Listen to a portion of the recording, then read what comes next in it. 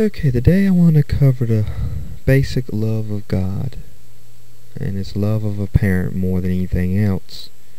But many of us have a trouble understanding the love of God and why He did what He did by allowing His only begotten Son to die for us. I remember hearing one pastor said he couldn't understand how could Jesus die for people He didn't know or love. Well, He loved them, but how could He die for people He didn't know? The truth is, there has not been a soul, or ever will be a soul, that has walked on this planet that Jesus did not already know. Because it says God knew us before, or they stated one prophet God knew before he was born. If He stated for one, it's probably for the rest of us it goes for.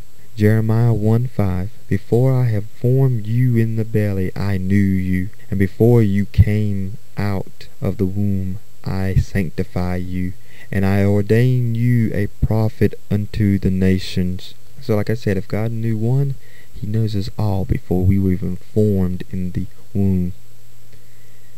But yet but that was God. How could Jesus know me? He doesn't know me. Why would He die for me? Well, what does the name Emmanuel mean? It's one of Jesus' names. Matthew 1:23. Behold, a virgin shall or will be with child, and will bring forth a son, and they will call his name Emmanuel, which means, or which being interpreted, is God with us. So Jesus is known as Emmanuel. And I know what somebody's thinking, well, there's a lot of people named Emmanuel. Does it mean all of them are God? True. There's also another witness in the gospel that tells us that Jesus and God are the same. Matter of fact, the Gospel of John covers this in some chapters, but we're going to look at one verse in particular. Jesus speaking here, saying in John 10 verse 30, I and the Father are one. Now Jesus here says that Him and God are the same, much like our online screen names and avatars. On one side, I am known by my screen name and my avatar. On here, a lot of people know me as William, and a lot of people in real life know me as William, not just here on the internet, not just on MySpace or YouTube. But yet me and my avatar are one and the same. But what Jesus was part of God in the flesh, but we'll get onto that later. So Jesus and God are the same, and we know why would He still die for us. Part of that reason is because God, Yahweh, is the Father of all creation. He is our birth father, that is true, but He will only accept us as His children if we accept Him as our true Father. Now, as I stated in another blog, a child not willing to listen to a parent or being corrected that is disobedient, rebellion, basically won't heed to no form of correction, is to be put to death. Sin is disobeying God, and it is rebellion. So we deserve the second death. As I stated, Jesus redeemed us in that same blog, video blog at least, which means He chose to die in our place so we don't have to. An example of this is if you watch the anime series Naruto. Very popular now, so I imagine most anime fans have seen it, if not all of them.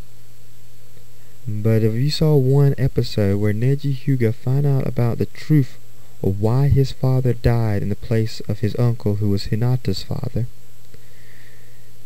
Neji's father chose to die for his brother.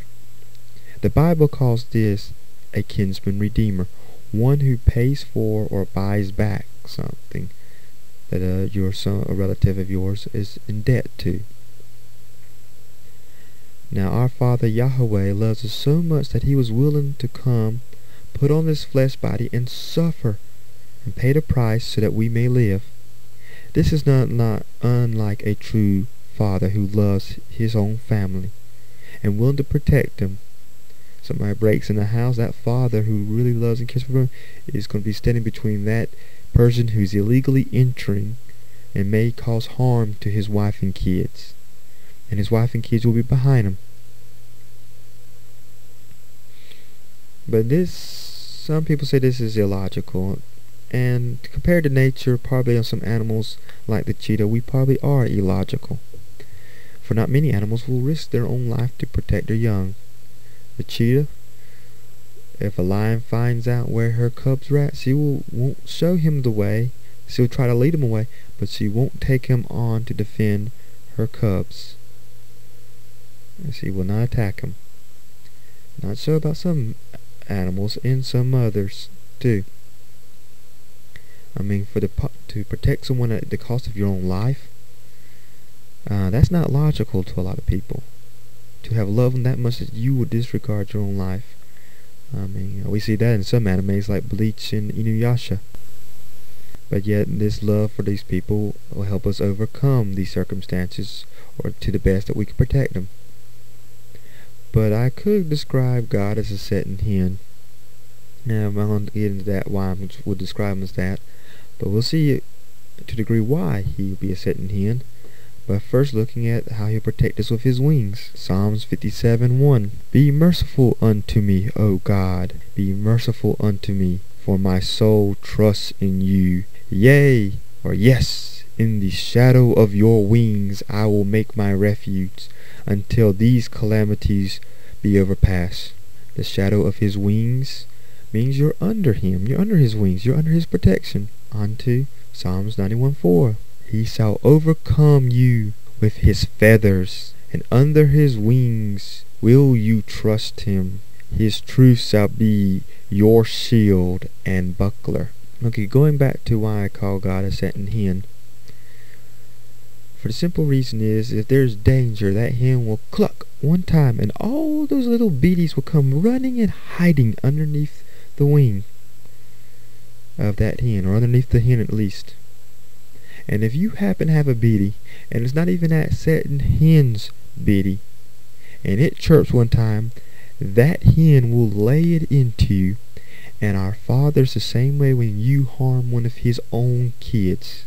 Matthew 18:6. But whoso shall offend one of these little ones which believes in me, it will be better for him that a millstone were hung about his neck, and that he was drowned in the deep sea. It would be better. A millstone's a very heavy stone used for grinding.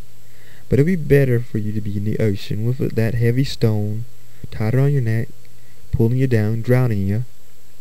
You'd probably collapse from either you'll collapse from the pressure of the water being placed upon you, or your lungs will start beginning hurting and you'll gasp for air, but you'll be dead.